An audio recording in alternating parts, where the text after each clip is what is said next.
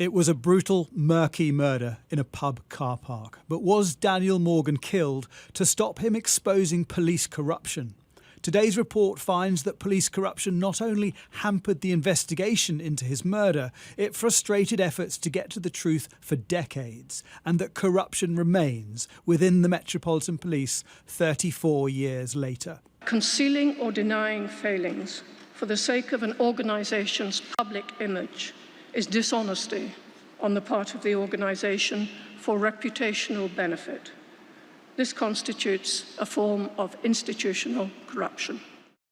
While the report discovered multiple mistakes and misconduct, such as investigating officers drinking with known suspects, it couldn't say whether corrupt police were involved in the murder, but warned it was possible that local officers involved in identified, lucrative, corrupt practices, such as assisting criminals with inside police information, thought that their police careers and pensions were under threat. And the evidence supporting this theory as to why Daniel Morgan was murdered was never seriously investigated. Is the Metropolitan Police Force institutionally corrupt? That's a phrase which, of course, has been coined by this report, so we need to carefully consider the evidence upon which that assertion is based. But my initial response, of course, is no. I believe in this organisation.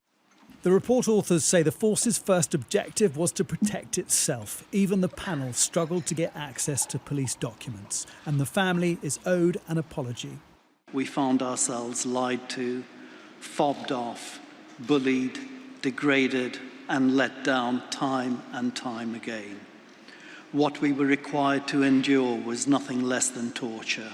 The Metropolitan Police Commissioner, who today apologised, is under fire from Daniel Morgan's family. Yes, I do think she should be considering that position. Should she go? Yes, certainly. It's a damning report. It reveals, sadly, significant corruption. But the woman who commissioned the report as Home Secretary defended Cressida Dick. I've worked with Cressida Dick both as Home Secretary and as Prime Minister. She is an extraordinarily able police officer. The Home Secretary has asked her to respond to this report, and I'm sure that's exactly what she will want to do.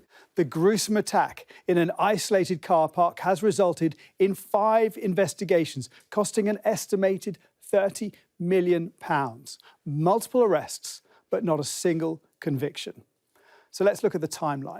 In March 1987, the body of private investigator Daniel Morgan is found with an axe embedded in his head at the Golden Lion pub in Sydenham. He's killed shortly after meeting his business partner, Jonathan Rees, for a drink. A month later, 6 people are arrested on suspicion of murder. They include Mr. Rees and Sid Fillery, a Metropolitan Police detective originally assigned to the case. All are released without charge, and there are 4 more investigations over the years involving the bugging of suspects' homes as well as the offices of Mr. Rees. In 2008, 4 men are charged with Daniel Morgan's murder, including Jonathan Rees.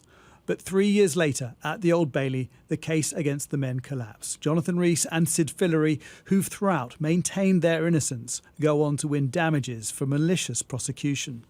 The Metropolitan Police made a litany of mistakes, and that this irreparably damaged the chances of successful prosecution. This is one of the most devastating episodes in the history of the Metropolitan Police. Some suggestions in this 1,200-page report point to reopening the case, but it does say crucial evidence has almost certainly been lost. Jason Farrell, Sky News.